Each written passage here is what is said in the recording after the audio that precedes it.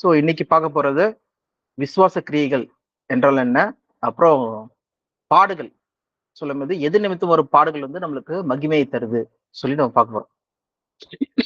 அந்த வகையில விசுவாசம் சொல்றதுக்கு வந்து விசுவாச கிரியைகள் சொல்றதுக்கு வந்து யாக்கோபு ஜேம்ஸ் 2ஆம் அதிகாரம் 17ஆம் வசனம் நம்ம பார்க்க போறோம்.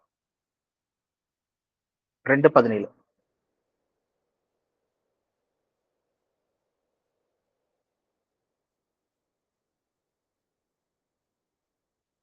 படிங்க.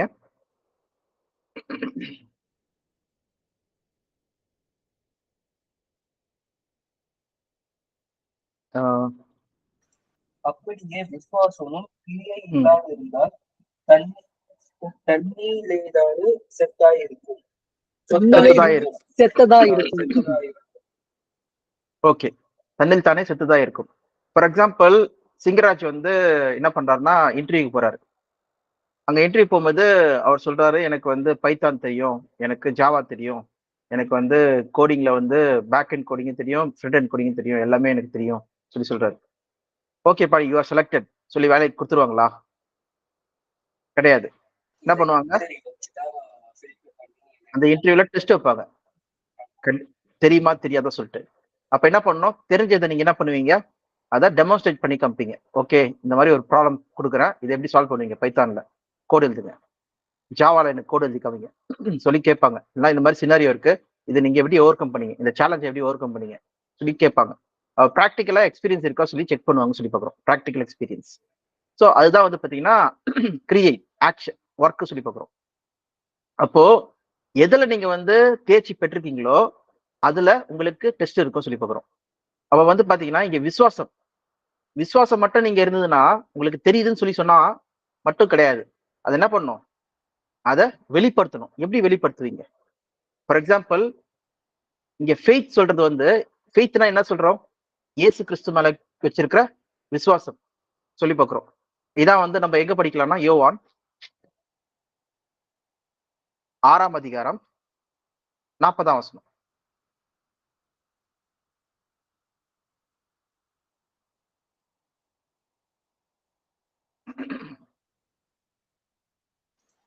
குமாரனை கண்டு அவரிடத்தில் விசுவாசமாய் இருக்கிறவன் எவனோ அவன் நித்திய ஜீவனை அடைவதும் நான் அவனை கடைசி நாளில் எழுப்புவதும் என்னை அளிப்பவருடைய சித்தமாய் இருக்கிறது என்றார். சோ குமாரனை கண்டு அவர் மேல் விசுவாசம் வைக்கிறவன் என்னவனோ அவனுக்கு நித்திய ஜீவன் தராராம். ஓகே, சரி, நான் வந்து என்னுடைய 30வது வயசுல இயேசு கிறிஸ்து விசுவாசம் வைக்கிறேன், இயேசு கிறிஸ்து மேல. ஓகே, அதுக்கப்புறம் வந்து பாத்தீங்கன்னா நான் 70 வயசு ஆகுது எனக்கு, விசுவாசத்துல நான் இருக்கிறேன்னு வச்சுக்கோங்க. அப்ப எனக்கு ரிவார்ட் கிடைக்குமா கிடைக்காதா? சரி, நான் அப்ப நடுவுல வந்து பாத்தீங்கன்னா 30 வயசுல நான் வந்து விசுவாசத்துக்குள்ள இருக்கேன். ஒரு 50 வயசுல நான் வந்து விசுவாசம் எனக்கு கம்மியாகுது. ஏன்னா நான் வந்து எது செஞ்சா எனக்கு விசுவாசம் நிக்கும் சொல்லி பாத்தீங்கன்னா, நான் அது கேட்ட கிரியை செஞ்சாதான் நிக்கும் விசுவாசம். அது செய்யாம, ஃபார் எக்ஸாம்பிள் சாமுவேல் வந்து அதே ப்ரோக்ராமிங் பைத்தான் வந்து கத்திருக்காரு, அவருடைய 20வது வயசுல கத்திருக்காரு. 10 வருஷமா அவர் வந்து என்ன பண்றாருன்னா வேற ஒரு ப்ரோக்ராமிங் லாங்குவேஜ் ஒர்க் பண்ணிட்டு இருக்காரு, ஜாவால. ஓகே, திடீர்னு சொல்லிட்டு 30வது வயசுல வந்து அவர்கிட்ட வந்து பைத்தான்ல எனக்கு கோடு எழுதுங்க சொன்னாங்கன்னா அவருக்கு தெரியுமா தெரியாதா?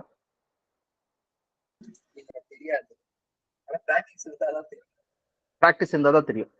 அப்ப எதுல நீங்க வந்து அதுல பிராக்டிஸ் பண்றீங்களோ, அது பிராக்டிகலா ஒர்க் பண்றீங்களோ, அப்பதான் அது வந்து என்ன இருக்கும், உங்க மனதுல வந்து பதியும் சொல்லி பாக்குறோம். ஓகே, நீங்க வந்து அதுல ஸ்ட்ராங்கா இருப்பீங்க, கடைசி வரைக்கும் அது வந்து நிக்க சொல்லி பாக்குறோம். ஓகே, அப்போ நம்ம செய்ய வேண்டிய கிரியை என்னது, குமாரனை விசுவாசிக்கிறோம்.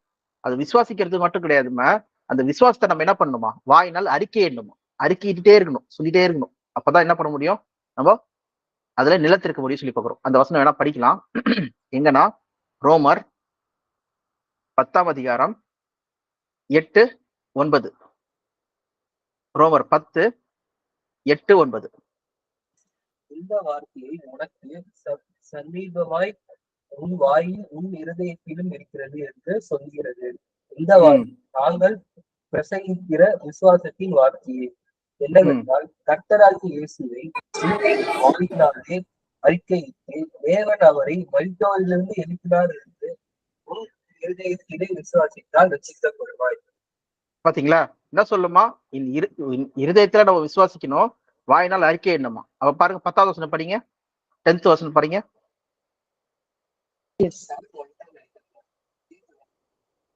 சாம் இப்ப வராரு, வந்திருக்காரு. சாம் கேக்குதா? கேக்குதுண்ணா. முன்னாடி கேக்கலையா? முன்னாடி வந்து மைக் ஆன் ஆக மாட்டேங்குது. ஓ ஓகே ஓகே, ஆனா கேட்டுச்சு. ஓகே ஓகே சரிப்பா. படிக்கியா சார்? ரோமர் 10:10. 10:10. நீதி உண்டாக இருதயத்திலே விசுவாசிக்கப்படும், ரட்சிப்பு உண்டாக வாயினாலே அறிக்கை பண்ணப்படும். ஓகே, நீதி உண்டாக விசுவாசிக்கப்படும், இருதயத்திலே விசுவாசிக்கப்படும், ரட்சிப்பு உண்டாக வாயினால் அறிக்கை பண்ணப்படும் சொல்லி பாக்குறோம். அப்ப நம்ம வந்து என்ன பண்ணுமா? அறிக்கை பண்ணணும். விசுவாசத்தை அறிக்கை பண்ணாதான் அது லாங் லாஸ்டிங்கா நிக்க சொல்லி பாக்குறோம். சிங்கராஜ்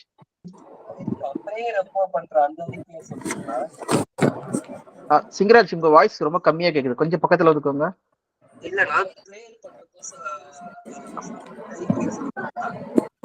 ஒரு நிமிஷம். அங்கிள் கேக்குதா? நீங்க பேசுறது கேக்குதுப்பா. இப்ப கேக்குதாண்ணா உங்களுக்கு? கேக்குது. இப்போ பிரேயர் பண்றப்போ அறிக்கை விடுறோமே, அதுவா நம்ம ஜெபத்துல? அப்ப நாங்க கிறிஸ்துவே உங்களை விசுவாசிக்கிறோம், தேவனே உங்களை விசுவாசிக்கிறோம் அப்படின்னு அறிக்கை பண்றதுதான் அதுதான் அறிக்கையா அப்படின்னு கேக்குறாங்க. ஓகே. சோ அது வந்து நீங்க பிரேயர் யாருக்கு பண்றீங்க? இப்போ நம்ம ஃபேமிலிக்கு பண்ணுவோம். இப்ப நமக்கு தெரிஞ்சவங்களுக்கு ஏதாவது நம்ம கிட்ட சொல்லுவாங்க, அவங்களுக்கு பண்ணுவோம். அது வந்து பிரேயர் கன்ஃபெஷன் பாவத்துக்கு கன்ஃபெஷன் பண்றோம். ஆனா நம்ம அதையும் அறிக்கை தானே. இப்போ அவங்களுக்கு ஏதாவது ஒண்ணுனாலும் நம்ம அது நம்ம என்ன சொல்லுவோம்? அறிக்கை சொல்றது ரிக்வெஸ்ட் சொல்லுவோம், விண்ணப்பம் சொல்லுவோம். ஓகேவா? தேவனே இந்த விண்ணப்பத்தை கொண்டு வர, தேவனே இதை வந்து உங்க சித்தமா செய்யுங்க சொல்லுவோம். ஓகேவா? அதே போல என் பாவத்தை மன்னிங்க சொல்லி கன்ஃபெஷன் பண்ணுவோம். ஓகே, அறிக்கை சொல்லும்போது அது ப்ரொக்ளைம் சொல்லி பார்க்கிறோம். ப்ரொக்ளைம்னா என்னது? எல்லாரும் முன்னாடியே சொல்றது. ஓகே, அதுதான் வந்து இயேசு கிறிஸ்து சொல்றாரு, whoever declares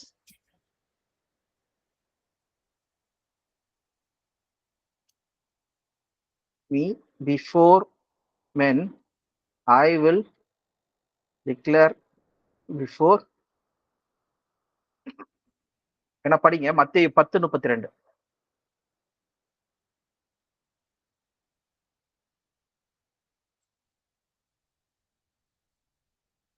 மனுஷன் முன்பாக என்னை அறிக்கை பண்ணுகிறவன் எவனோ அவனை நானும் பரலோகத்தில் இருக்கிற என் பிதாவின் முன்பாக அறிக்கை பண்ணுவேன். இப்ப அறிக்கைன்னா என்னது? நம்ம பண்ற பிரேயரா? மனுஷங்க முன்னாடி பகிரங்கமா, சாட்சியா, சுசேஷமா அறிவிக்கிறது. Let me unmute now. ஏதோ சொல்றானா? அன்மியூட் என்னால பண்ண முடியலையே. இருங்கண்ணா. ஆமா, என்னாலே பண்ண முடியலையே. சாம் எங்களால பண்ண முடியலடா.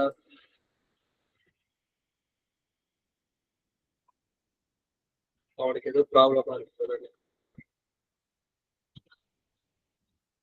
ஒரு நிமிஷம் நீங்க அட்மிட் பண்ணலாம்ண்ணா, என்னால தான் பண்ண முடியாது. அதான் என்னாலே பண்ண முடியல. ஆக்சுவலா அதை நான் கிளிக் பண்ணி பார்த்தேன், என்னாலே பண்ண முடியல. நான் ஆக்சுவலா வந்து பேக்ரவுண்ட் நாய்ஸ் வருதுன்னு சொல்லி மியூட் போட்டேன் போன வாட்டி சாம்வேல. ஆனா திருப்பி அன்மியூட் பண்ணலாம் சொல்லி அவர் பேசும்போது அவரே அன்மியூட் பண்ணலாம் ஆக்சுவலா எப்ப வேணாலும். என் சிஸ்டத்துல ப்ராப்ளமோ என்னன்னு தெரியல. இப்போ ஃபார் எக்ஸாம்பிள் உங்களுக்கு மியூட் போடுறேன், நீங்க அன்மியூட் பண்ணும்போது பாருங்க வருது. இந்த மாதிரி தான் அவருக்கு வரணும். ஓகே, ஸோ அவர் ஜாயின் பண்ணிட்டோம், நம்ம அப்படியே பார்த்துட்டே இருக்கலாம். ஸோ இங்க என்ன பாக்குறோம்னா ப்ரொக்ளைம், எல்லாருடைய அறிக்கை என்னமா. ஓகே, டிக்ளேர் பண்ணுமா, இதுதான் வந்து ப்ரொக்ளைமேஷன். சாமுவேல் கேக்குதா? சாமுவேல்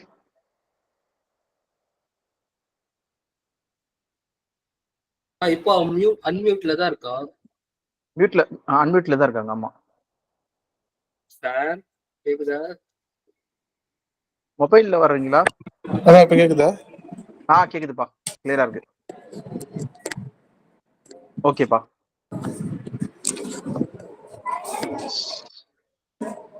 சோ நம்ம என்ன பார்த்துட்டு இருக்கோம்னா, இங்க வந்து கன்ஃபஸ், இருதயத்தில் விசுவாசிக்கணும், வாயில அறிக்கை பண்ணணும் சொல்லும்போது, அறிக்கை சொல்லும்போது எல்லார் முன்னாடியும் சாட்சியா சொல்றதுதான் அறிக்கை சொல்லி பார்க்கிறோம். ஓகே, இயேசு கிறிஸ்து என்ன பண்ணார் சொல்லி பார்க்கலாம். ஓகேவா? இயேசு கிறிஸ்து வந்து ஃபர்ஸ்ட் வந்து பாத்தீங்கன்னா லூக்கா 4ஆம் அதிகாரத்துல வந்து ஒரு புத்தகத்தை வந்து படிக்கிறார். அது என்ன புத்தகம் சொல்லி பார்த்தோம்னா, ஐசையா 61ஆம் அதிகாரத்துல இருக்க புத்தகம். வேணா படிங்க. லூக்கா 4ஆம் அதிகாரம் 17ல இருந்து.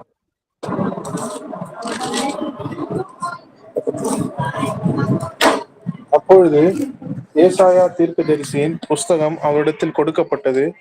அவர் புஸ்தகத்தை விரித்த போது, கர்த்தருடைய ஆவியானவர் என் மேல் இருக்கிறார், தரித்திரருக்கு சுவிசேஷத்தை பிரசங்கிக்கும்படி என்னை அபிஷேகம் பண்ணினார், இருதயம் நறுங்குண்டவர்களை குணமாக்கவும், சிறைப்பட்டவர்களுக்கு விடுதலையையும், குருடருக்கு பார்வையும் பிரசித்தப்படுத்தவும், நொறுங்குண்டவர்களை விடுதலையாக்கவும், கர்த்தருடைய அனுக்கிரக வருஷத்தை பிரசித்தப்படுத்தவும் என்னை அனுப்பினார் என்று எழுதியிருக்கிற இடத்தை அவர் கண்டு வாசித்து புஸ்தகத்தை சுருட்டி பணிவிடைக்காரரிடத்தில் கொடுத்து உட்கார்ந்தார். ஜெப ஆலயத்தில் உள்ள எல்லோருடைய கண்களும் அவர் மேல் நோக்கமா இருந்தது. அப்ப என்ன சொல்றாரு? அப்பொழுது அவர் அவர்களோட பேசத் தொடங்கி, உங்கள் காதுகள் கேட்க இந்த வேத வாக்கியம் இன்றைய தினம் நிறைவேறிற்று என்றார். பாருங்க, இந்த வேத வாக்கியம் இன்றைய தினம் நிறைவேறிட்டு சொல்லி சொல்றாரு. சொன்ன உடனே உங்களுக்கு வந்து இவன் என்ன யோசேப்பின் மகனா இருக்கிறான், இவன் வந்து சொல்றான் இந்த மாதிரி சொல்லிட்டு சொல்லும் போது யாரும் நம்ப மாட்டாங்க. அப்போ வந்து இயேசு கிறிஸ்து சொல்லுவாரு, இந்த மாதிரி சொந்த இடத்துல வந்து பிறந்த இடத்துல வந்து பாத்தீங்கன்னா, எல்லாம் வளர்ந்த இடத்துல வந்து பாத்தீங்கன்னா யாரும் நம்ப மாட்டாங்க சொல்றது ஏற்கனவே ப்ரோஸ் மாதிரி எழுதிருக்கு, அது அப்படிதான் நடக்குதுன்னு சொல்லி சொன்ன உடனே அவங்க அவரை கொண்டு போயிட்டு மலையில இருந்து கீழே தள்ளுறதுக்காக பார்ப்பாங்க சொல்லி பாக்குறோம். ஆனா அவர் வந்து நிலவி போயிடுவாரு. இங்க முக்கியமா நம்ம பாக்குற வசனத்துல பாத்தீங்கன்னா, தரித்திரருக்கு சுவிசேஷத்தை அறிவிக்கவும், ஓகே, தேவனுடைய அந்த கிருபியின் காலத்தை வந்து அறிவிக்கவும் நான் வந்தேன்னு சொல்லி சொல்றாரு. அதான போட்டிருக்கு. அப்ப பாத்தீங்கன்னா தரித்திரருக்கு சுவிசேஷத்தை அறிவிக்கணுமா, அப்புறம் அங்க தேவனுடைய நல்ல ஒரு நாட்களை வராது வந்து சொல்லணுமா. இந்த தேவனுடைய நல்ல நாள்னா இது லார்ட்ஸ் ஃபேவர் சொல்றதுன்னா எது பாத்தீங்கன்னா தேவன் ராஜ்யம். இதான் வந்து பாத்தீங்கன்னா அப்படியே கீழே 4ஆம் அதிகாரம் 43ஆம் வசனத்துல வந்து பாத்தீங்கன்னா அவர் சொல்லுவார் பாருங்க, படிங்க 4:43.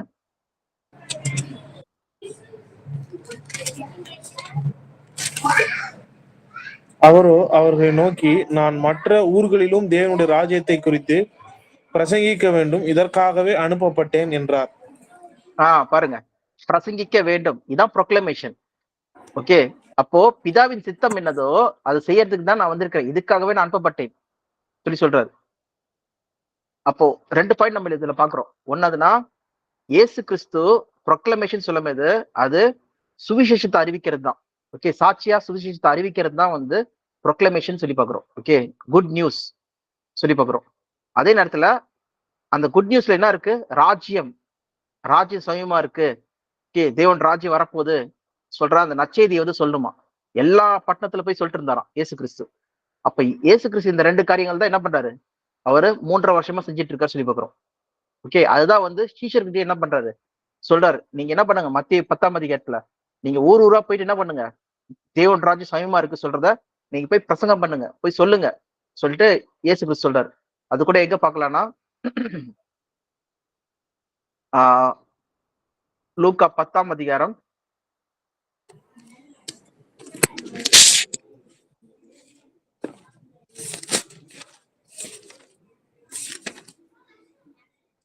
9 இருந்து படிங்க. அவ்விடத்தில் உள்ள பிணியாளிகளை சொஸ்தமாக்கி, தேவனுடைய ராஜ்யம் உங்களுக்கு சமீபமாய் வந்திருக்கிறது என்று அவர்களுக்கு சொல்லுங்கள். யாதொரு பட்டணத்தில் நீங்கள் பிரவேசிக்கும் பொழுது ஜனங்கள் உங்களை ஏற்றுக்கொள்ளாவிட்டால் அதன் வீதிகளிலே நீங்கள் போய் எங்களில் ஒட்டின உங்கள் பட்டணத்தின் தூசியை உங்களுக்கு விரோதமாய் துடைத்து போடுகிறோம், ஆயினும் தேவனுடைய ராஜ்யம் உங்களுக்கு சமீபமாய் வந்திருக்கிறது என்பதை அறிந்து கொள்வீர்கள் என்று சொல்லுங்கள். அந்த பட்டணத்திற்கு நேரிடுவதை பார்க்கிலும் அந்த நாளிலே சோதம் நாட்டிற்கு நேரிடுவது லகுவா இருக்கும் என்று உங்களுக்கு சொல்லுகிறேன். ஓகே, பாத்தீங்கன்னா என்ன சொல்றாரு, தேவன் ராஜ்ய சமயமா இருக்கு சொல்றத போய் சொல்லுங்க. யாராவது கேட்டாங்கன்னா என்ன பண்ணுங்க, அவங்க வீட்டுல போய் பிரவேசித்து ஃபுல் ராஜ்யத்தின் சுவிசேஷத்தை சொல்லுங்க, உங்களுடைய சமாதானம் அவங்களுக்குள்ளேயே இருக்கட்டும் சொல்றாரு. ஓகே, அது பாத்தீங்கன்னா 5ஆம் வசனத்துல சொல்றாரு பாருங்க. ஒரு வீட்டில் பிரவேசிக்கிற பொழுது இந்த வீட்டிற்கு சமாதானம் உண்டாவதாக என்று முதலாவது சொல்லுங்கள். சமாதானம் பாத்திரன் அங்கே இருந்தால் நீங்கள் கூறின சமாதானம் அவர்களிடத்தில் தங்கும், இல்லாதிருந்தால் அது உங்களிடத்திற்கு திரும்பி வரும். பாத்தீங்களா? பாத்தீங்கன்னா நீங்க என்ன பண்ணுங்க, சுவிசேஷத்தை வந்து வீடு வீடா போய் சொல்லுங்க, எல்லார்கிட்டயும் போய் சொல்லுங்க. இதுதான் வந்து இயேசு கிறிஸ்து சொன்னார் சொல்லி பாக்குறோம். இதுதான் வந்து இயேசு கிறிஸ்து 3.5 வருஷமா செஞ்சுட்டு இருந்தாரு, சீஷர்களுக்கும் சொல்லியிருக்காரு. அதே விஷயம் இயேசு கிறிஸ்து பரலோகத்துக்கு போறதுக்கு முன்னாடி என்ன பண்றாரு பாருங்க. ஆக்ட்ஸ் 1ஆம் அதிகாரம் 8ஆம் வசனம்.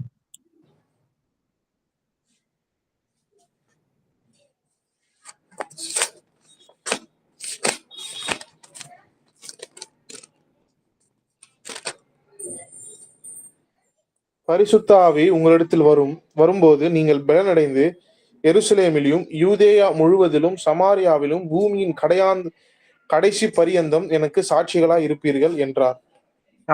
பூமியின் கடைசி பரியந்தம் எனக்கு சாட்சிகளா இருப்பீர்கள் என்றார். ஓகே, எனக்கு சாட்சியா இருங்க, எனக்கு போய் சொல்லுங்க, சுவிசேஷத்தை போய் சொல்லுங்க எல்லாருக்கு இடத்துலயும் சொல்லிட்டு. அதுதான் ட்ரெயின் பண்ணார். 3.5 வருஷம் இயேசு கிறிஸ்து என்ன பண்ணாரு, சீஷர்களை ட்ரெயின் பண்ணாரு. அடுத்தபடியா சீஷர்கள் என்ன பண்றாங்க, இந்தியாவுக்கு வராங்க, அங்க இருக்க யூரோப் நேஷனுக்கு எல்லாத்துக்கும் போறாங்க, எல்லா இடத்துலயும் சுவிசேஷத்தை கொண்டு போறாங்க சொல்லி பாக்குறோம். அது இந்நாள் வரைக்கும் நம்ம என்ன பண்ணணும் சொல்லி பாக்குறோம். அப்ப பாத்தீங்கன்னா எப்படி வந்து நம்ம விசுவாசத்தை காத்துக்கொள்றது. இப்ப எப்படி வந்து சாமுவேல் வந்து பைத்தான் கோடிங் வந்து 10 வருஷத்துக்கு முன்னாடி கத்திருந்தாரு 20 வயசுல. ஓகே, ஆனா 30வது வயசுல வந்து அவருக்கு வந்து இன்டர்வியூ வருது. ஆனா நடுப்பட்ட 10 வருஷமா வந்து அவர் ஜாவா தான் ட்ரெயின் பண்ணிருக்காரு, அதுலதான் ஒர்க் பண்ணிருக்காரு சொல்லி பாக்குறோம். அப்போ 30வது வயசுல வந்து கேக்குறாங்க, எனக்கு பைத்தான்ல வந்து எனக்கு கோடி எழுதி கொடு சொல்லிட்டு. அவரால் எழுத முடியுமா? பாத்தீங்கன்னா ரொம்ப கஷ்டம். ஏன்னா பிராக்டிஸ் இல்ல, மறந்து போயிடுச்சு நிறைய விஷயம். திருப்பி அவர் வந்து எல்லாத்தையும் ரிவைஸ் பண்ணணும், ரீகேப் பண்ணணும். அட்லீஸ்ட் வந்து 1 நாள் 2 நாள் ஆச்சும் ஆகும் அவர் பண்றதுக்கு. பண்ணி அந்த இன்னும் பர்ஃபெக்டா வரும். நல்லா எழுதுறதுக்கு வந்து பாத்தீங்கன்னா அட்லீஸ்ட் ஒரு 2 வாரம் 3 வாரம் ஆச்சும் ஆகும் அவர் வந்து நல்லா டச்ல வர்றதுக்கு. அவர் பாத்தீங்கன்னா இங்க ஒருத்தர் சுவிசேஷ வேலை பண்ணா மட்டும்தான், எதை விசுவாசிக்கிறாங்களோ, கிறிஸ்துவ விசுவாசிக்கிறாங்க, ராஜ்யம் வரப்போது சொல்லி விசுவாசிக்கிறாங்க, தேவன் ராஜ்யத்துல வந்து எல்லா பாவங்களும் நீங்க போது சொல்லி சொல்றாங்க, எல்லா கஷ்டங்களும் நீங்க போகுது, எல்லா பாடுகள் வேதனைகள் எல்லாமே நீங்க போகுது சொல்லி பாக்குறோம். இயேசு கிறிஸ்து மூலமா பாவங்கள் நீங்கிடுச்சு, நீங்க உயிர்த்தெழுதல் நடக்கும்போது சொல்லி சொல்றாங்க. எல்லாமே வந்து இயேசு கிறிஸ்துவோட 2ஆம் வருகைக்கு அப்புறம் தான் வந்து எல்லாம் நடக்க போகுது சொல்லி சொல்றோம், நம்ம பாக்குறோம். அப்ப இதை என்ன பண்ணணும், நம்ம சாட்சியை அறிவிக்கணும். அப்ப அறிவிக்கதான் இந்த விசுவாசம் நமக்குள்ள என்ன இருக்கும், தங்கி இருக்கும். அது நம்ம அறிவிக்காம போயிட்டோம்னா என்ன ஆயிடும், இந்த விசுவாசம் மங்கி போயிடும். ஓகே, இப்போ சாமுவேல் வந்து அந்த பைத்தன் கோடிங்க வாரத்துக்கு ஒரு வாட்டி வந்து டச்லயே இருந்தாருன்னா, ஒரு 10 வயசு அந்த 20வது வயசுல வந்து கத்துட்டாருன்னா, அது வாரம் ஒரு வாட்டி இல்லைன்னா மாசத்துக்கு ஒரு வாட்டி வந்து ரீகேப் பண்ணி அது 30 வயசு வரைக்கும் டச்லயே இருந்தாருன்னா, அவருக்கு அந்த 30வது வயசுல ஒரு ட்ரைனிங் கொடுக்கும்போது என்ன இருக்கும், ட்ரைனிங் இல்ல, அவர் வந்து வேலை செய்ய சொல்லும்போது அவருக்கு ஈஸியா இருக்கும். ஓகேவா? அப்ப என்ன பண்ணணும், நம்ம கான்ஸ்டன்டா அந்த டச்லயே இருக்கணும், கான்ஸ்டன்டா நம்ம சுவிசேஷத்தை அறிவிச்சுட்டே இருக்கணும். அப்பதான் நம்மள என்ன பண்ண முடியும், நம்ம விசுவாசத்தை காத்துக்கொள்ள முடியும். இதுக்கு பெஸ்ட் எக்ஸாம்பிள் யார் சொல்லி பாத்தீங்கன்னா அப்போஸ்தலர் பவுல். அவர் படிக்கலாம் நம்ம எங்கன்னா 2 தீமோத்தேயு 4ஆம் அதிகாரம்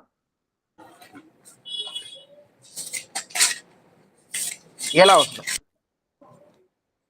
நல்ல போராட்டத்தை போராடினேன், ஓட்டத்தை முடித்தேன், விசுவாசத்தை காத்துக்கொண்டேன். பாருங்க, ஆரம்பத்துல நம்ம ஞானஸ்தானம் எடுக்கும்போது நம்ம விசுவாசத்தோட தேவனை விசுவாசிக்கிறோம், கிறிஸ்துவ விசுவாசிக்கிறோம். இவங்க யாரு, தேவன் யாரு, கிறிஸ்து யாரு, ராஜ்யம் என்னது, ரட்சிப்பு எப்படி வருது, பூமியில வந்து எல்லா மக்களுக்கும் ரட்சிப்பு இருக்கு, மரணத்தை வந்து நீக்கதான் இயேசு கிறிஸ்து வந்தார் சொல்ற எல்லா காரியம் நம்ம புரிஞ்சுக்கிட்டோம். தெரிஞ்சு நம்ம என்ன பண்றோம், ஞானஸ்தானம் எடுக்கிறோம். அந்த அஸ்திபாரத்தின் மேல், கிறிஸ்துவின் அஸ்திபாரத்தின் மேல் நம்ம ஞானஸ்தானம் எடுக்கிறோம். எடுத்துட்டு போயிருக்க அந்த விசுவாசம் நமக்குள்ள வந்து தேவன் வந்து பரிசுத்தாவி மூலமா கொடுக்குறாரு. நம்ம என்ன பண்ண வேண்டியது இருக்குன்னா, இந்த விசுவாசத்தை அணைச்சிடாதபடிக்கு, இந்த பரிசுத்தாவிய நம்ம விட்டு விலகிடாதபடிக்கு நம்ம என்ன பண்ணோம், அந்த கான்ஸ்டன்டா நம்ம ஆவிக்குரிய மனுஷன் என்ன பண்ணோம், பலப்பட்டுட்டே இருக்கணும், அதுலயே வளர்ந்துட்டே இருக்கணும்னு சொல்லி பார்க்கிறோம். அப்படி பண்ணமேதான் என்ன பண்ண முடியும், அவன் விசுவாசத்தை வந்து காத்துக்கொள்ள முடியும். அப்படி பண்ணலன்னா என்ன ஆயிடும், விசுவாசம் நாளாவ ஒரு நாள் வந்து மங்கி போய் ஒண்ணுமே இல்லாம ஆயிடும். நம்ம அதனாலதான் என்ன சொல்றாங்கன்னா, ஒரு நிலத்திலே விழுந்த ஒரு விதை வந்து பாத்தீங்கன்னா ஆரம்பத்துல கேட்டுது, நல்லா கேட்டுது, நல்லா கிடையாது, அந்த கற்பாறை மேல் விழுந்த விதை நல்லா கேட்டு அது வந்து டக்குன்னு வளர்ந்துருச்சு. ஆனா அதுக்குள்ள வேர் இல்லாததுனால என்னாச்சு, சூரியன் வந்த உடனே அது எரிச்சிருச்சு சொல்லி பாக்குறோம். அப்ப நம்ம எப்படி வந்து விசுவாசத்தை காத்துக்கொள்ள முடியும்னு சொல்லி பாத்தீங்கன்னா, நம்ம அறிக்கை பண்றதுனால தான். அது அறிக்கை சொல்லும்போது என்னது அறிக்கை? விசுவாச கிரியை என்னது? சுவிசேஷத்தை சொல்றதுனால தான். ஓகே. அப்போ நம்ம செய்ய வேண்டிய கிரியை என்னதுன்னா, விசுவாச கிரியை வந்து சுவிசேஷம் அறிவிக்கிறது. இதுதான் வந்து யாக்கோபு 2ல வந்து நம்ம படிக்கிறோம். கிரியை இல்லாத விசுவாசம் செத்துதான் இருக்குது சொல்லி நம்ம படிச்சோம். ஏன்னா படிங்க, யாக்கோபு 2:17.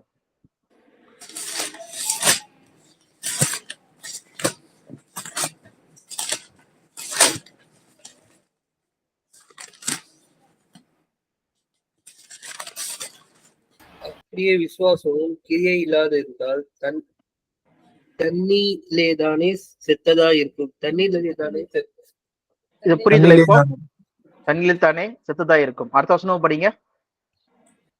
படி சார். ஒருவன் உனக்கு விசுவாசம் உண்டு, எனக்கு கிரியைகள் உண்டு, கிரியைகளினால் உன் விசுவாசத்தை எனக்கு காண்பி, நான் என் விசுவாசத்தை என் கிரியைகளினாலே உனக்கு காண்பிப்பேன் என்பானே. கிரியைகள் இல்லாமல் காண்பி சொல்றாங்களா? Show me your faith without deeds. கிரியைகளினாலே உனக்கு காண்பிப்பேன் என்பானே. ஆமா, நான் மேல இருக்கு. எனக்கு கிரியைகள் உண்டு, கிரியை இல்லாமல் உன் விசுவாசத்தை எனக்கு காண்பி. கிரியைகள் இல்லாமல் விசுவாசத்தை காமி. அதான் வித்அவுட் டீட்ஸ் எனக்கு காமி சொல்லி கேட்கும்போது அது எப்படி பண்ண முடியும்? அது எப்படி காமிக்க முடியும்? எனக்கு பைத்தான் தெரியும், எனக்கு ப்ரோக்ராமிங் தெரியும் சொன்னா நீ காமி சொல்லி கேட்பாங்க. அது அது பண்ண தெரியலன்னா அப்ப என்ன தெரியல, அப்ப கிடையாது சொல்லி பாக்குறோம். அதை பத்தி உங்களுக்கு ஐடியாவே கிடையாது சொல்லி பாக்குறோம். அப்ப பாத்தீங்கன்னா விசுவாசம்னா என்னது? நீங்க எதை விசுவாசிக்கிறீங்களோ அதை நீங்க காமிக்கணும் கிரியையில. ஃபார் எக்ஸாம்பிள், அதுக்கு கீழே தான் எக்ஸாம்பிள் நம்ம பாக்குறோம். 21ஆம் வசனத்துல ஆபிரகாம் என்ன பண்ணாரு? தேவனை விசுவாசிச்சாரா, அது அவருக்கு நீதியாக எண்ணப்பட்டது. அவர் என்ன செஞ்சார்? கிரியைய தேவனை விசுவாசிச்சது. அவர் டெஸ்ட் வரும்போது, சோதிக்கப்படும் போது, தேவனால் கூடாத காரியம் ஒன்றுமில்லை, தன் மகனை சாவ கொடுத்தாலும் அவரை உயிர்ப்பிக்க வல்லவர் சொல்லி என்ன பண்ணாரு? தேவன் மேல வந்து விசுவாசம் வச்சார் சொல்லி பாக்குறோம். ஏன்னா படிங்க அதே இதுல யாக்கோபு 2:21-22-23. பிதாவாகிய ஆபிரகாம் தன் குமாரன் ஈசாக்கை பலிபீடத்தின் மேல் செலுத்தின போது கிரியைகளினாலே அல்லவா நீதிமானாக்கப்பட்டான். விசுவாசம் அவனுடைய கிரியைகளோட கூட முயற்சி செய்து கிரியைகளினாலே விசுவாசம் பூரணப்பட்டதென்று காண்கிறாயே. அப்படியே ஆபிரகாம் தேவனை விசுவாசித்தான், அது அவனுக்கு நீதியாக எண்ணப்பட்டது. ஓகே, இதுக்கான டீட்டெயிலான விஷயம் வந்து நம்ம எங்க படிக்கலாம்னா எபிரேயர் 11ஆம் அதிகாரத்துல பார்க்கலாம். ஹீப்ரூஸ் 11:17, 18-19.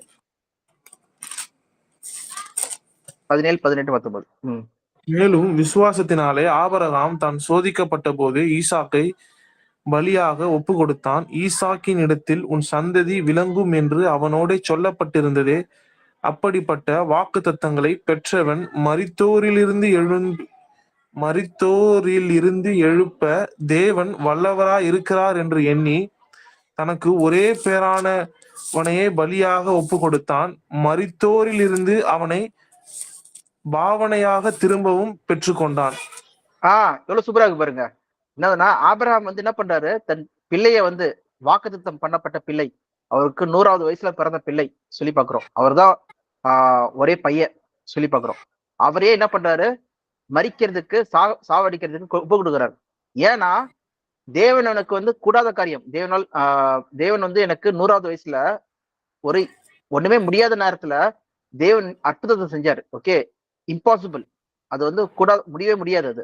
அது தேவன் செஞ்சாரு. அப்ப தேவனால் கூடாத காரியம் ஒன்றுமில்லை சொல்லி தேவன் அவர் நம்பினாரு. நம்பி என்ன பண்றாரு? அவன் செத்து போனாலும் என்ன பண்ணுவாரு? தேவன் உயிர்ப்பிக்க வல்லவர். ஏன்னா அவர் என்ன ப்ராமிஸ் பண்ணிட்டாரு? உன் சந்ததி மூலமாய் நான் உலக சந்ததி எல்லாத்தையும் ஆசீர்வதிப்பேன்னு சொல்லிட்டாரு. அப்ப என் வாரிசாகி ஈசாக்கு மூலமா என்ன பண்ணுவாரு? தேவன் எல்லாரையும் ஆசீர்வதிப்பா சொல்லியிருக்க போது, அப்ப இவனை சாவடிச்சாலும் என்ன பண்ணுவார்? தேவன் உயிர்ப்பிக்க வல்லவர் சொல்றதை வந்து விசுவாசிச்சார் சொல்லி பாக்குறோம். அப்போ டைரக்டா என்ன பண்றாரு? அவர் சாவடிக்க வரைக்கும் போயிட்டாரு. அப்ப வானத்துல இருந்து ஒரு சத்தம் வந்து சாவடிக்காத சொல்லி சொல்றாங்க, ஏஞ்சல் சொல்றாங்க சொல்லி பாக்குறோம். அதுக்கப்புறம் அவர் நீக்கிட்டார் சொல்லி பாக்குறோம். அவர் பார்க்கும்போது என்ன புரியுதுன்னு சொல்லி பாத்தீங்கன்னா, தேவனை விசுவாசிச்சாரு. அதுக்கு என்ன எக்ஸ்ட்ரீம்ஸ் பண்ணாலும் என்ன பண்றாரு? அவர் வந்து தேவனை விட்டு விலகவே இல்லை. இல்ல தேவனே, நான் எனக்கு இப்ப 100வது வயசுல தான் குழந்தை பிறந்திருக்கு, இதையும் நீங்க கேக்குறீங்களே சொல்லி அவர் சொல்லவே இல்லை. அவர் யாரை விசுவாசிச்சிருந்தாரு? தேவனை விசுவாசிச்சிருந்தாரு சொல்லி பாக்குறோம். இதுதான் நம்ம பாக்குறோம். விசுவாசத்துக்கான கிரியை. தேவனை விசுவாசிச்சாரு. அது எவ்வளவு தூரம் பாருங்க. அவர் பிள்ளையை காட்டில என்ன பண்ணாரு? தேவனை வந்து அன்பு செலுத்தினார். அதனாலதான் நம்ம என்ன பாக்குறோம்? உன் தேவனாய கர்த்தரை முழு இருதயத்தோடும், முழு ஆத்மாவோடும், முழு சிந்தையோடும், முழு பலத்தோடும் அன்பு கூறுவையாக. அதனால்தான் என்னை காட்டிலும் நீங்க உன் மனைவியாவது, பிள்ளைகளையாவது, பெற்றோரையாவது அன்பு செலுத்தினீங்கன்னா எனக்கு பாத்திரமான அல்ல சொல்லி சொல்றாங்க பாத்தீங்களா? அப்போ நம்ம என்ன பண்ணோம்? தேவனுடைய சித்தத்துக்கு ஏத்த மாதிரி அவருடைய வழிகளுக்கு இல்லைன்னா வந்து அந்த விசுவாசத்துக்கு ஏற்ற கிரியைகள் தான் நம்ம வந்து ஃபர்ஸ்ட் ப்ரையாரிட்டி நம்ம செய்ய வேண்டியதா இருக்கு சொல்லி பாக்குறோம். அதுக்கப்புறம் தான் நெக்ஸ்ட். அதனால்தான் வந்து சீஷனானவன் என்ன பண்ண சொல்றாருன்னா, அந்த வசனம் கூட நம்ம படிக்கலாம். எங்க இருக்குன்னா,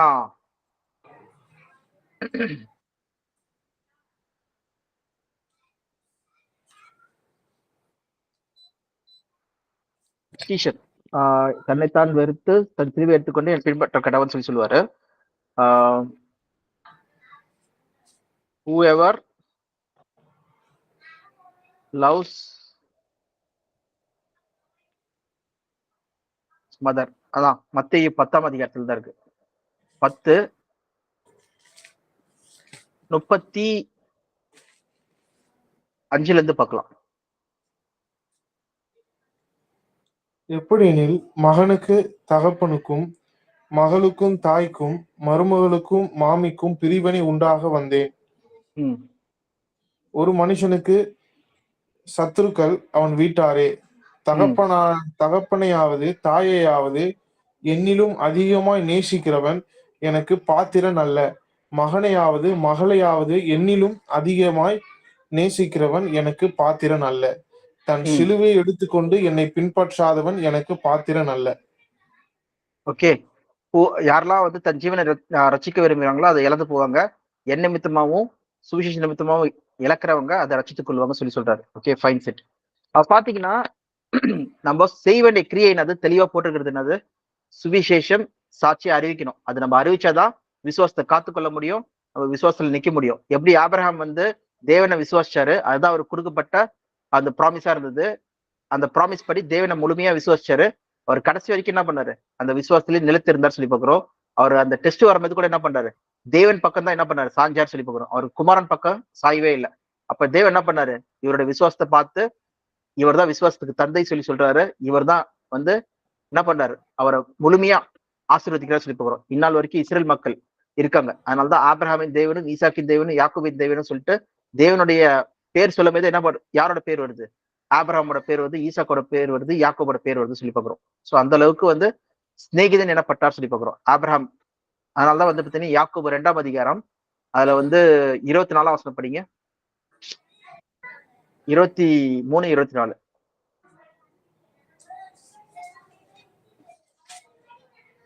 மத்தேயு 23, 24.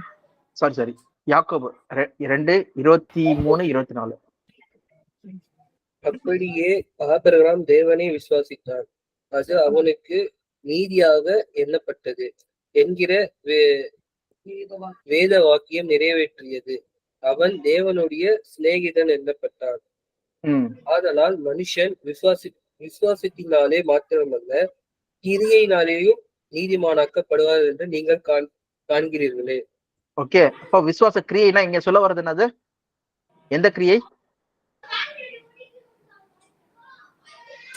சுவிசேஷத்தை பிரசங்கம் பண்றது. ஓகே, இது நம்மளுக்கு வந்து சுவிசேஷத்தை பிரசங்கம் பண்றது. அவருக்கு வந்து என்னதுன்னா தேவன் மேல வைக்கிற விசுவாசத்தை வந்து காமிக்கிறது சொல்லி பாக்குறோம். ஓகே, நம்மளுக்கு வந்து இயேசு கிறிஸ்துவ விசுவாசிக்கிறோம், இயேசு கிறிஸ்து மூலமா தான் ரட்சிப்பு இருக்குன்னு சொல்லி விசுவாசிக்கிறோம். அதை என்ன பண்ணணும்? சாட்சியா அறிவிக்கணும். அதை அறிவிக்கும் போது நம்ம என்ன பண்றோம்? இந்த அஸ்திபார போதனைகள், இயேசு கிறிஸ்துவ இல்லாமல் வேற அஸ்திபாரத்தை வேற யாரும் போட முடியாது அப்படி சொல்லும் போது எபிரேயர் 6ஆம் அதிகாரத்துல இருக்கிற அந்த அஸ்திபாரத்தை என்ன பண்ணணும்? எல்லா மக்கள்கிட்டயும் போய் சொல்லணும். ஓகே, இதுதான் நம்ம செய்ய வேண்டிய விசுவாச கிரியா இருக்கு சொல்லி பாக்குறோம். சாட்சி அறிவிக்கிறது தான் சொல்லி பாக்குறோம். ஓகேவா? இது ஃபர்ஸ்ட் பாயிண்ட். ரெண்டாவது பாத்தீங்கன்னா இதுல வந்து நான் நெக்ஸ்ட் ஒரு கேள்விக்கு வரேன். அதுக்கு முன்னாடி வந்து பாத்தீங்கன்னா 25ஆம் வசனம், 26ஆம் வசனம் படிங்க. 25 படிங்க. யாக்கோபு 2:25. அந்தபடி ராகாப் என்னும் வேசியும் தூதர்களை ஏற்றுக்கொண்டு வேறு வழியாய் அனுப்பிவிட்ட போது கிரியைகளினாலே அல்லவோ நீதி உள்ளவளாக்கப்பட்டாள். அப்படியே ஆவி இல்லாத சரீரம் செத்ததா இருக்கிறது போல கிரியைகள் இல்லாத விசுவாசமும் செத்ததா இருக்கிறது. ஓகே, அப்போ என்ன கிரியை செய்தார் ராகாப் உங்களுக்கு தெரியுமா? என்ன கிரியை ராகாப் செஞ்சாங்க? உதவி செஞ்சாங்க அந்த வேவு பார்க்க வரவங்களுக்கு. உதவி செஞ்சாங்க. அப்ப பாத்தீங்கன்னா அது தேவனுடைய திட்டத்துக்கு ஏற்ற உதவியா, திட்டத்துக்கு அகைன்ஸ்டான உதவியா? தேவனுடைய திட்டத்துக்கு ஏற்ற உதவி. தேவனுடைய திட்டம் என்னது? அத கானான் தேசத்தை இஸ்ரேல் மக்களுக்கு கொடுக்கறது தான் தேவனுடைய திட்டமா இருக்கு சொல்லி பாக்குறோம். ஓகே, இப்ப எக்ஸாம்பிள் அவங்க திட்டத்துக்கு அகைன்ஸ்டான உதவி செஞ்சிருந்தாங்கன்னா என்ன ஆயிருக்கும்? இறந்திருப்பாங்க. ஓகே, எப்படி எரிகோ மக்கள் இறந்தாங்களோ அந்த மாதிரி இறந்திருப்பாங்க சொல்லி பாக்குறோம். அப்ப தேவனை வந்து தெரிஞ்சுக்கிட்டு அந்த திட்டத்துக்கு ஏற்ற மாதிரி தான் அவங்க வந்து செயல்பட்டாங்க சொல்லி பாக்குறோம். ஓகே, அதே போல ராகாபு அவங்க நாட்டுக்கு நல்லது செஞ்சாங்களா கெட்டது செஞ்சாங்களா? கெட்டதுதான் பண்ணாங்க. கரெக்ட். ராகாப் அவங்க நாட்டுக்கு வந்து கெட்டது பண்ணாங்க. ஆனா எது வந்து அந்த அளவுகோல்ல வந்து எது நீதியா எண்ணப்பட்டது? ஏன்னா அவங்களை காப்பாத்துறாங்களோ அதனால நீதியா எண்ணப்பட்டது. பாத்தீங்கன்னா நம்ம உலக பார்வையில இருந்து பார்த்தோம்னா அது உலக பார்வையில வந்து நம்ம செய்யறது அநீதி, தப்பு. ஓகே, ஆனா தேவனோட பார்வையில பாத்தீங்கன்னா தேவனுக்காக நம்ம நிக்கிறது வந்து என்ன இருக்கு? அது நீதியா இருக்கு சொல்லி பாக்குறோம். ஓகே, சோ இதான் நம்ம பாக்குற டிஃபரன்ஸ். ஓகே, சொந்த நாட்டையே என்ன பண்றாங்க அவங்க வந்து விடுறாங்க சொல்லி பாக்குறோம். ஆனா இங்க பாத்தீங்கன்னா தேவனுக்காக என்ன பண்றாங்க அவங்க அந்த வேவுக்காரர்களை வந்து காப்பாத்துறாங்க சொல்லி பாக்குறோம். ஓகே, அப்ப தேவனோட சித்தத்துக்கு ஏற்ற மாதிரி செயல்படுறவங்கள தேவன் என்ன பண்றாரு? ஆசீர்வதிக்கிறாரு. அவங்களை எப்படி ஆசீர்வதிக்கிறார் சொல்லி பாத்தீங்கன்னா அவங்கதான் வந்து தாவீதின் கொள்ளுப்பாட்டி. வேணா படிக்கலாம், மத்தேயு 1ஆம் அதிகாரம் 5-6. சல்மோன் போவாசை ராகாபினிடத்தில் பெற்றான். போவாஸ் ஓபேதை ரூத்தினிடத்தில் பெற்றான். ஓபேத் ஈசாயை பெற்றான். ஈசாய் தாவீதின் ராஜாவை பெற்றான். தாவீது ராஜா உரியாவின் மனைவியானவரிடத்தில் சாலமோனை பெற்றான்.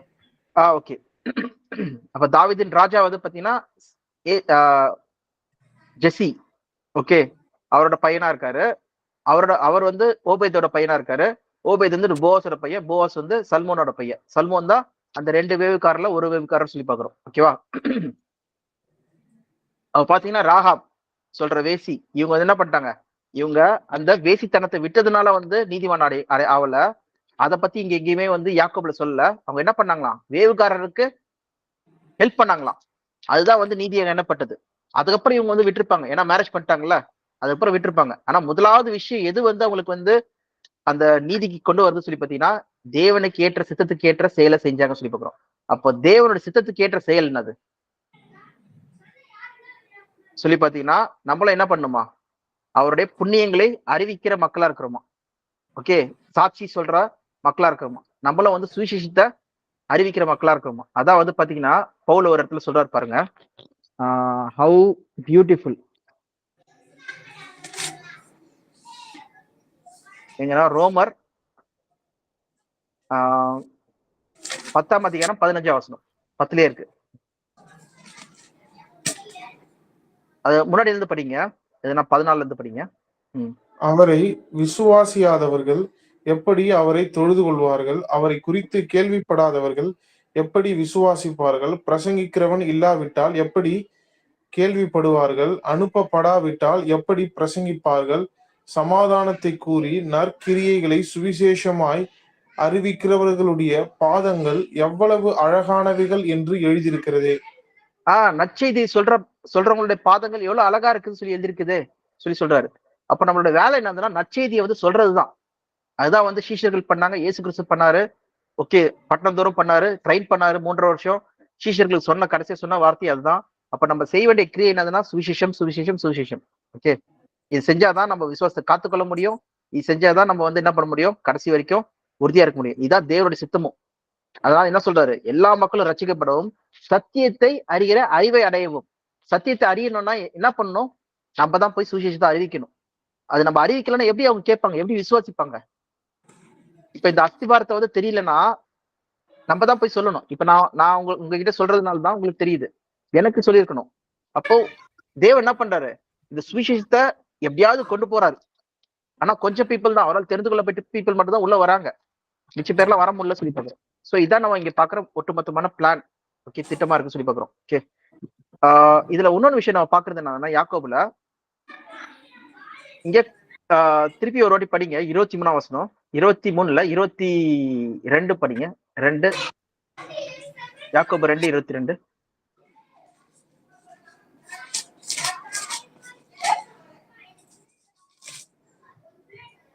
அந்தபடி ராகாப் என்னும் வேசியும் தூதர்களை ஏற்றுக்கொண்டு வேறு வழியாய் அனுப்பி 22. விசுவாசம் அவனுடைய கிரியைகளை கூட முயற்சி செய்து கிரையினாலே விசுவாசம் பூர்ணமாக்கப்பட்டது என்று காண்கிறாயே. அப்படியே 24 படிங்க. ஆதலால் மனுஷன் விசுவாசத்தினாலே மாத்திரமல்ல கிரியையினாலேயும் நீதிமானாக்கப்படுகிறார் என்று நீங்கள் காண்கிறீர்களே. ஓகே, இதை நீங்க பாத்துட்டீங்க, விசுவாச கிரியை சொல்லிட்டு. அப்போ பவுல் வந்து ரோமர் 4ஆம் அதிகாரத்துல இங்க கிரியை செய்ய வேணாம் சொல்றாரு. ஆபிரகாம் கிரியை செய்யாம தான் நீதிமானாக்கப்பட்டார் சொல்லி சொல்றாரு. வேணா படிங்க 4, 1, 2, 3. அப்படியானால் நம்முடைய தகப்பனாகிய ஆபிரகாம் மாம்சத்தின்படி எண்ணத்தை கண்டடைந்தான் என்று சொல்லுவோம். ஆபிரகாம் கிரியைகளினாலே நீதிமானாக்கப்பட்டாகில் மேன்மை பாராட்டுகிற அவனுக்கு ஏது உண்டு? ஆகிலும் தேவனுக்கு முன்பாக மேன்மை பாராட்ட ஏதுவில்லை. வேத வாக்கியம் என்ன சொல்லுகிறது? ஆபிரகாம் தேவனை விசுவாசித்தான், அது அவனுக்கு நீதியாக எண்ணப்பட்டது என்று சொல்லுகிறது. அப்படி 4 படிங்க. 4, 5. கிரியை செய்கிறவனுக்கு வருகிற கூலி கிருபை என்று எண்ணப்படாமல் கடன் என்று எண்ணப்படும். ஒருவன் கிரியை செய்யாமல் பாவியை நீதிமான் ஆக்குறவரிடத்தில் விசுவாசம் வைக்கிறவனா இருந்தால் அவனுடைய விசுவாசமே அவனுக்கு நீதியாக எண்ணப்படும். சரிப்பா, இங்க அப்பனா கிரியையே செய்ய தேவையில்லை சொல்லி சொல்றாரு, கரெக்டா? விசுவாசாலே போதும் சொல்லி சொல்றாரு, அதுவே அவனுக்கு நீதியாக எண்ணப்படுது சொல்லி சொல்றாரு. இன்னும் அது யாக்கோபு வந்து பாத்தீங்கன்னா கிரியை இல்லாத விசுவாசம் செத்தது சொல்லி சொல்றாரு. ஆனா ரோமர்ல பவுல் என்ன சொல்றாருன்னா கிரியை செய்ய தேவையில்லை, விசுவாசா போதும் சொல்லி சொல்றாரு. என்ன சொல்ல வராங்க, நீங்களே விளக்குங்க. யாக்கோபு சொல்றது எதை பத்தி பேசிட்டு இருக்காரு, பவுல் இங்க 4ஆம் அதிகாரத்தை சொல்றது எதை பத்தி பேசிட்டு இருக்காரு?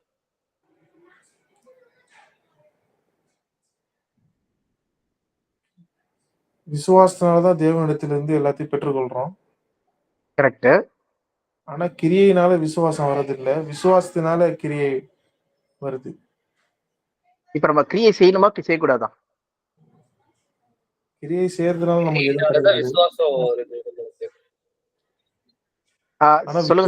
விசுவாசம் உள்ள இருக்கும்போது நமக்கு அதுக்கேற்ற கிரியை வந்து அது வந்து வரும் ஆட்டோமேட்டிக்கா.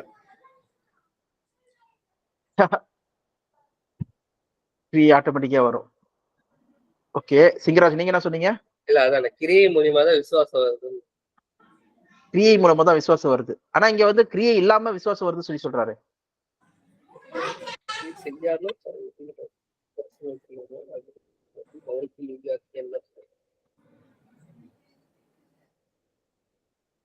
ஓகே, சோ இங்க சொல்ல வர்றது பாத்தீங்கன்னா எந்த கிரியை பத்தி பேசிட்டு இருக்காங்கன்னா நியாயப்பிரமாணத்தின் கிரியை பத்தி பேசிட்டு இருக்காங்க. ஓகே, நியாயப்பிரமாணத்தின் மூலமா வரும் நீதியை பத்தி பேசிட்டு இருக்காங்க. ஓகே, கீழே வேணா படிங்க 13ஆம் வசனம். அன்றியும் உலகத்தை சுதந்திரிப்பான் என்கிற வாக்குத்தத்தம் ஆபிரகாமுக்காவது அவன் சந்ததிக்காவது நியாய பிரமாணத்தினால் கிடையாமல் விசுவாசத்தினால் வருகிற நீதியினால் கிடைத்தது. பாத்தீங்களா, விசுவாசத்தின் மூலமா தான் நீதி வருது சொல்லி பாக்குறோம். நியாய பிரமாணத்தின் மூலமா என்ன வரல, நீதி வரல சொல்லி பாக்குறோம். அப்போ இங்க சொல்ல வர்றது என்னதுன்னா நியாயப்பிரமாண கிரியை பத்தி பவுல் வந்து பேசிட்டு இருக்காரு. எங்க ரோமர்லயே ஃபுல்லா ஆரம்பத்துல இருந்து 1, 2, 3 அதிகாரத்துல எல்லாத்துலயும் பாத்தீங்கன்னா நியாயப்பிரமாண கிரியை வேணா படிங்க. 3ஆம் அதிகாரம் 20ஆம் வசனம். இப்படி இருக்க பாவத்தை அறிகிற அறிவு நியாய பிரமாணத்தினாலே வருகிறபடியால் எந்த மனுஷனும் நியாய பிரமாணத்தின் கிரியைகளினாலே தேவனுக்கு முன்பாக நீதிமானாக்கப்படுவதில்லை. அப்ப எந்த கிரியை பத்தி பேசிட்டு இருக்காங்க? நியாயப்பிரமாணத்தின் கிரியை பத்தி பேசிட்டு இருக்காங்க. நியாயப்பிரமாணத்தின் கிரியைனா என்னது? 613 கட்டளைகளை ஃபாலோ பண்றது. ஓகே, இது பாவத்தை போக்கும் கிரியைகள், பாவத்தை ஒடுக்கும் கிரியைகள், பாவத்தை நீக்கும் கிரியைகள். இதான் நியாய பிரமாணத்தின் கிரியைகள். ஆனா விசுவாசத்தின் கிரியை பத்தி யாக்கோபு பேசிட்டு இருக்காரு. ராகாப் வந்து பாவத்தை ஒடுக்குற கிரியை செஞ்சதுனால நீதி அடையல. ராகாப் வந்து தேவனை விசுவாசிச்சாங்க. அதுக்கப்புறம் என்ன பண்ணாங்க? அந்த விசுவாசத்தை வந்து என்ன பண்ணாங்க? சாட்சியா காமிச்சாங்க. அதுதான் வந்து அவங்களுக்கு நீதியாக என்ன பண்ணது. ஃபார் எக்ஸாம்பிள், சாமுவேல் வந்து அந்த பைத்தான் ப்ரோக்ராமிங் படிச்சிருக்காரு 20 வயசுல. அவர் என்ன பண்ணாரு? 30வது வயசுல அந்த கிரியை வந்து காமிச்சாரு. பாருங்க, நான் இன்னும் ட்ரைனிங்ல தான் இருக்கேன், அந்த கான்சென்ட்ரேஷன்ல இருக்கேன், எனக்கு தெரியும் சொல்லி 30வது வயசுல காமிக்கிறாரு. அது கிரியாக என்ன பண்றது சொல்லி பாக்குறோம். ஆனா பாருங்க, நான் நல்லா கீழ்ப்படுகிற பையன், எங்க வீட்டுல நல்லவனா இருக்கிறேன், நான் யாருக்கும் தப்பு செய்யல, என்னைய அந்த இதுல எனக்கு அலோவ் பண்ணுங்க சொல்லி சொன்னாங்கன்னா விடுவாங்களா?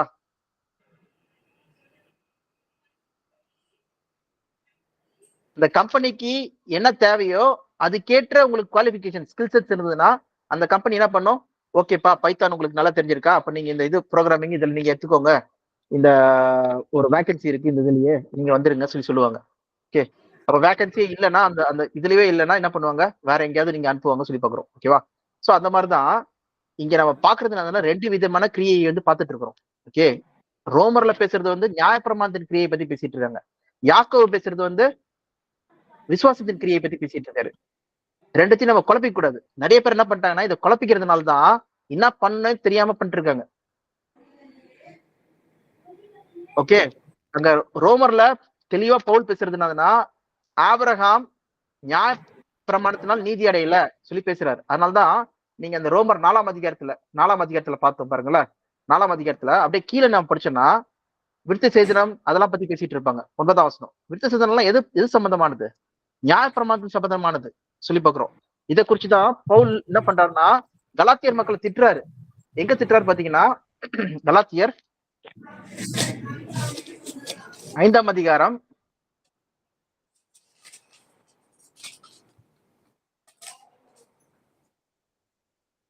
2, 3, 4 இதோ நீங்கள் விருத்த சேதனம் பண்ணி கொண்டால் கிறிஸ்துவினால் உங்களுக்கு ஒரு பிரயோஜனமும் இராது என்று பவுலாகிய நான் உங்களுக்கு சொல்லுகிறேன். மேலும் விருத்த சேதனம் பண்ணி கொள்கிற எந்த மனுஷனும் நியாயப்பிரமாணம் முழுவதையும் நிறைவேற்ற கடனாளியா இருக்கிறான் என்று மறுபடியும் அப்படிப்பட்டவனுக்கு சாட்சியாக சொல்லுகிறேன். நியாயப்பிரமாணத்தை முழுமையா கடைபிடிக்கணும்னு சொல்லி பாக்குறோம். அடுத்த வசனம். அதான் நியாயப்பிரமாணத்தினால் நீதிமான்களாக விரும்புகிற நீங்கள் யாவரும் கிறிஸ்துவை விட்டு பிரிந்து கிருபை நின்று விழுந்தீர்கள். நாங்களோ நீதி கிடைக்கும் என்று ஆவியை கொண்டு விசுவாசத்தினாலே நம்பிக்கையோடு காத்திருக்கிறோம். ஓகே, விசுவாசத்தினாலே நாங்க நம்பிக்கையோட காத்திருக்கிறோம். ஆனா யாரெல்லாம் நியாயப்பிரமாணத்தை பாவத்தை போக்கும் கிரியைகளை செய்யணும்னு நினைக்கிறீங்களோ நீங்க என்ன பண்ணிட்டீங்க? கிறிஸ்துவ விட்டு கிருபையை விட்டு நீங்க என்ன பண்ணிட்டீங்க? விழுந்துட்டீங்க. You are fallen. அதுதான் முடிஞ்சிச்சு. ஓகே, இதான் வந்து பாத்தீங்கன்னா நியாயப்பிரமாணத்தின் கிரியை பத்தி பவுல் ரோமர் 4ஆம் அதிகாரம் அது ஃபுல்லாவே ரோமர்ல வந்து பாத்தீங்கன்னா 8, 7 வரைக்கும் ஃபுல்லா பேசுவார் சொல்லி பாக்குறோம். நியாயப்பிரமாணத்தின் கிரியை பத்தி பேசிட்டு இருக்காரு. ஓகே, அந்த கிரியையினால ஒரு மனுஷனும் நீதி அடைய முடியாது. அதனால அந்த கான்டெக்ட் கம்ப்ளீட்லி வேற. ஓகே, அது பாவத்தை போக்கும் கிரியைகள், பாவம் செய்யக்கூடாது சொல்ற கிரியைகள். அது வந்து யாராலையும் செய்ய முடியாது. செய்யக்கூடாதுன்னு நினைச்சாதான் செய்வீங்க. ஓகே, அதனால நம்ம என்ன பண்றோம்? கிறிஸ்து இயேசு மேல முழு விசுவாசம் வச்சு நம்ம மனம் திரும்பும் போது தேவன் என்ன பண்றாராம்? நம்ம இருதயத்தையும் நம்மளுடைய சிந்தனைகளையும் என்ன பண்றாரு? சுத்திகரிக்கிறாராம். சுத்திகரிச்சு ஜீவனுள்ள தேவனுக்கு நம்ம ஊழியம் பண்றதுக்கு நம்ம ரெடியா வரோமா? அதான் நம்ம படிச்ச வசனம். எங்க படிச்சோம் அத? எபிரேயர் 9:14. இது இந்த வசனத்தை நம்ம எப்பயுமே ஞாபகம் வச்சுக்கணும். எபிரேயர் 9:14.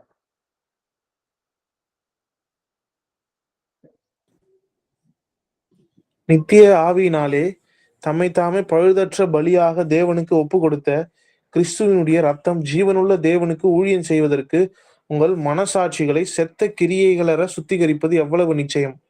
அவ பாத்தீங்கன்னா நீங்க கன்ஃபஸ் பண்றீங்க, மனப்பூர்வமா நீங்க தேவன் கிட்ட வந்து கன்ஃபஸ் பண்றீங்க முழு இருதயத்தோடு, தேவனே என்னை மன்னிங்க சொல்லிட்டு. ஓகே, அப்போ என்ன பண்றாரா தேவனு? இயேசு கிறிஸ்துவின் ரத்தத்தினால நம்மளுடைய இருதயத்து கான்சியஸ்னஸ் எல்லாத்துல இருக்கிற அந்த அழுக்கை வந்து என்ன பண்றாராம்? நீக்கிறாராம். ஓகே, நீக்கி ஜீவனுள்ள தேவனுக்கு வந்து நம்ம ஊழியம் பண்றதுக்கு என்ன பண்றாராம்? நம்மள ரெடி பண்றதாம். அந்த ஊழியம் தான் என்ன பண்றோம்? அறிக்கை பண்றோம், சுவிசேஷத்தை அறிவிக்கை பண்றோம். ஓகே, சுவிசேஷத்தை சொல்றோம் போயிட்டு எல்லார் மத்தியிலையும். சோ இதான் நம்ம பண்ண வேண்டிய வேலை. ஜீவனுள்ள தேவனுக்கு ஊழியம் பண்றதுதான். இதான் நற்கிரியைகள். இதான் வந்து அந்த பரிசுத்தமாக்கப்படுறது. எந்த தேவனுடைய ஆலயத்துல இருக்கிற பொருட்கள் தொடர்ந்து என்ன வரும்? நம்ம பரிசுத்தமா வரும். ஓகே, எப்படி ஆசிரியர்கள் என்ன பண்றாங்க? அவருடைய ஆலயத்துல இருக்கிற அந்த அபிஷேகம் பண்ணப்பட்ட அந்த பொருட்களை தொடர்ந்து அந்த ஒவ்வொரு குத்து விளக்கு, அந்த பலிபீடம், அது எல்லாத்தையும் தொடர்ந்து அவங்க பரிசுத்தமாகறாங்களோ, அதே போல நம்ம ஊழியம் செய்யும் போது தேவனுடைய நல் வார்த்தையை சொல்லும் போது நம்ம என்ன பண்றோமா? பரிசுத்தமாகறோமா? சோ இதுதான் நம்ம செய்ய வேண்டிய கிரியையா இருக்கு சொல்லி பாக்குறோம். நம்ம வந்து ஜீவனுள்ள தேவனுக்கு ஊழியம் பண்றதா நம்ம வேலை தவிர, இந்த பாவத்தை போக்கும் கிரியை நம்ம செய்யறது நம்மளோட வேலை கிடையாது. அப்ப நம்ம பாவத்தை போக்கும் கிரியை செஞ்சோம்னா நம்ம என்ன பண்றோம்? விசுவாசத்தை விட்டு விழுந்துட்டோம். சரி, விசுவாசம் மட்டும் கிடையாது, கிருபையை விட்டே விழுந்துட்டோம். இயேசு கிறிஸ்து மேல வச்சிருக்க கிருபையை விட்டே விழுந்துட்டோம் சொல்லிட்டு பவுல் என்ன பண்றாரு? அங்க கண்டித்து சொல்றாரு சொல்லி பாக்குறோம். சோ இதை வந்து நம்ம ஞாபகம் வச்சுக்க வேண்டியது இருக்கும். ஓகேவா? நம்ம ஞாபகம் வச்சுக்கணும். அப்போ யாக்கோபு சொல்ற கிரியை கண்டிப்பா வேற. ஓகே, நம்ம சொல்ல வரதே வேற. ஆக்சுவலா விசுவாசத்தின் கிரியை. இங்க ராகாப் வந்து பாவத்தை போக்கும் கிரியைகளை பத்தி பேசல. ராகாப் தேவனை விசுவாசிச்சாங்க, தேவனோட சித்தத்துக்கு ஏற்ற கிரியை செஞ்சாங்க. அதனாலதான் நம்ம தேவனுடைய சித்தம் என்ன சொல்லி தெரிஞ்சு நம்ம அதுக்கான கிரியை செய்யணும். அவங்கதான் வந்து என்ன பண்ணுவாங்க? ராஜ்யத்தில் நுழைவாங்களாம். கர்த்தாவே சொல்றவங்க நுழைய மாட்டாங்க சொல்லி நம்ம மத்தேயு 7:21 நம்ம படிக்கிறோம்.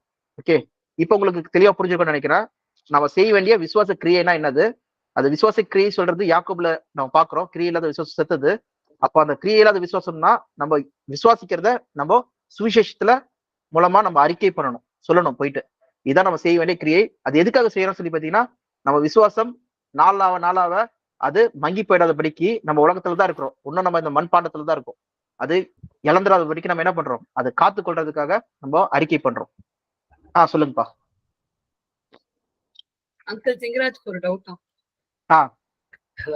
அப்பெல்லாம் இல்ல. இப்ப நான் 10-15 பேரை கொலை பண்ணிட்டு அதுக்கப்புறம் வந்து நான் காட பத்தி நான் விசுவாசிச்சு நான் மனம் திரும்புறேன். காட் அக்செப்ட் பண்ணிக்க மாட்டாரு. இப்ப ஆனா அவரை விசுவாசிதான் நான் இது பண்றேன். நானு அது போல நான் மத்தவங்களுக்கும் வந்து நான் என்ன பண்றேன்? சிஷியம் பண்றேன் நானு. சரி, ஃபர்ஸ்ட் ஆஃப் ஆல் क्वेश्चन வந்து என்னதுன்னா, நீங்க கொலை பண்றதுக்கு முன்னாடி வந்து விசுவாசிங்களா தேவனை? இல்ல நான் அதுக்கப்புறம் தான் வந்து அவரை பத்தி நான் அறியறேன் நானு. அப்ப கண்டிப்பா மனப்பூர்வமா மனம் திரும்புறீங்களா? ஆமா, அப்படி வச்சுக்கலாம். மனப்பூர்வமா மனம் திரும்பினா கண்டிப்பா மன்னிக்கிறார். ஆனா இப்போ இது நீங்க மத்தவங்களை பொறுத்த வரைக்கும் அது எப்படி இருக்கும்? இப்போ நான் வந்து இப்போ 10-15 கொலை பண்ணிட்டு நான் ஒருத்தங்கிட்ட திரும்ப போயிட்டு நான் வந்து இந்த மாதிரி விஷயம் பண்றேன், இந்த மாதிரி காடி இப்படி இருக்காங்க அப்படின்னு நான் சொல்ல போறேன் அப்படின்னா, அப்ப நான் சொல்ற வார்த்தையை அவங்க நம்புவாங்களா நம்ப மாட்டாங்களா?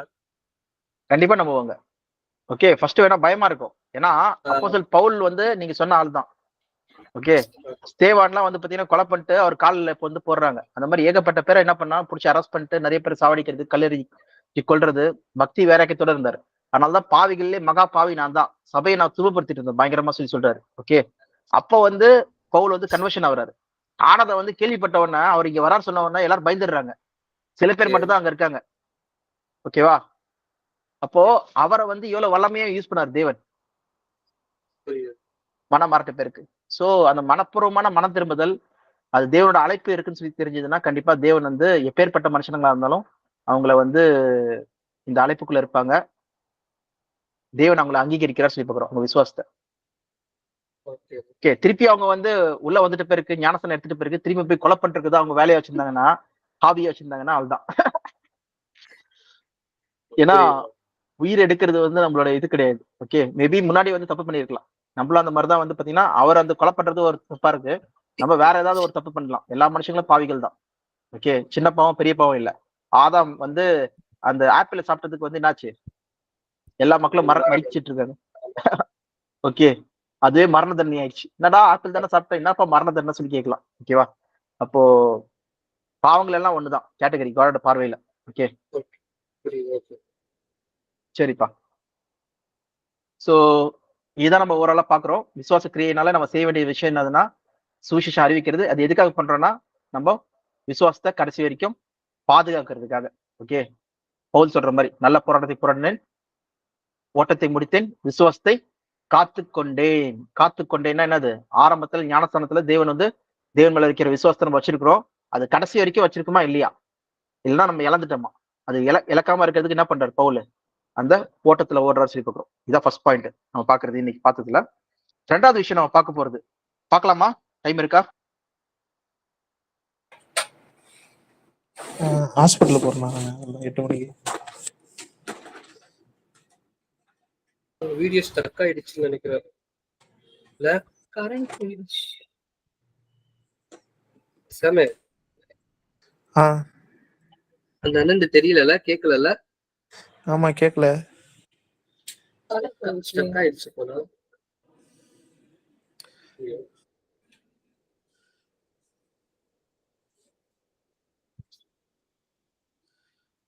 கால் பண்றியா?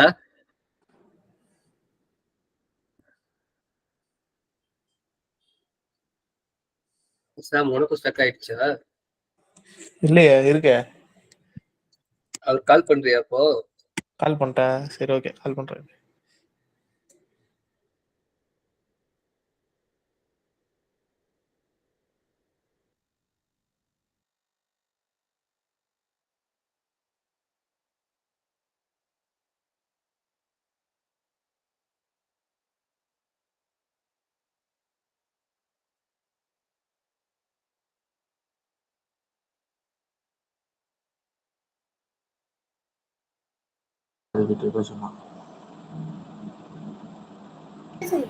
ஹாய் ஐசக் பால். எப்படி இருக்கு ஐசக்? நல்லா இருக்கண்ணா. ஓகே. நீங்க நல்லா இருக்கீங்களா? நான் நல்லா இருக்கேன். ஆபீஸ் போயிட்டு வந்தீங்களா? எனக்கு ஃபீவர், அதனால நான் போகல. நானு போலியா? ஆமா. மாமா மட்டும் போயிட்டு வந்தாரு. அவனுக்கெல்லாம் எனக்கு ரொம்ப பிரேயர் பண்ணி முடிக்க சொல்லிட்டாரு. அப்படியா? சரி ஓகே, அப்ப பண்ணிடு. ஐசக் பண்ண வைக்க பிரேயர்.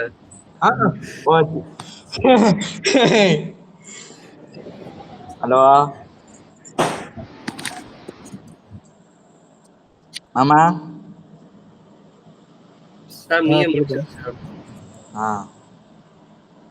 நான் பேசுறது கேக்குதா? இப்ப கேக்குதுங்களா?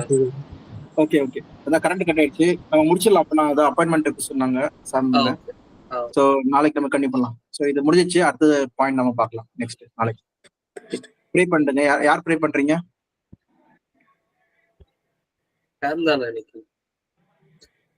கடைசியா நான் தான் வந்து பண்ணிட்டு போனேன்.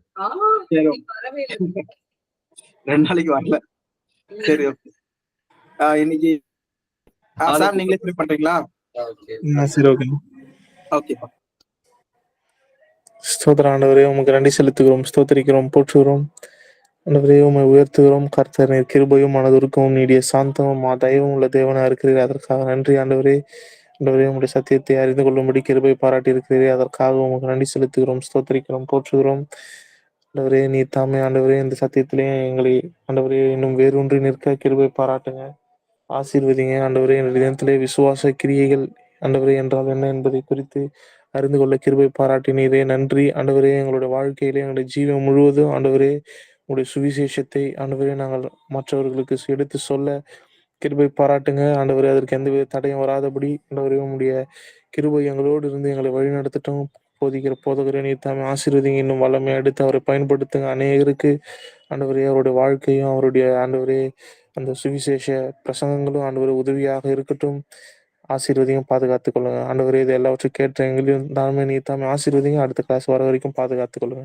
இயேசு நாமத்தில் ஜெபிக்கிறேன் ஜீவன் நல்ல பிதாவே, ஆமென். ஆத்துமாவே கர்த்தரை ஸ்தோத்திரி, முழு உள்ளமே ஸ்தோத்திரி, ஆத்துமாவே கர்த்தரை ஸ்தோத்திரி, கர்த்தர் செய்த சகல உபகாரங்களும். ஆமென். ஆமென். Praise the Lord. Praise the Lord. Praise the Lord. Thank you. Bye. Bye. Bye, Isaac.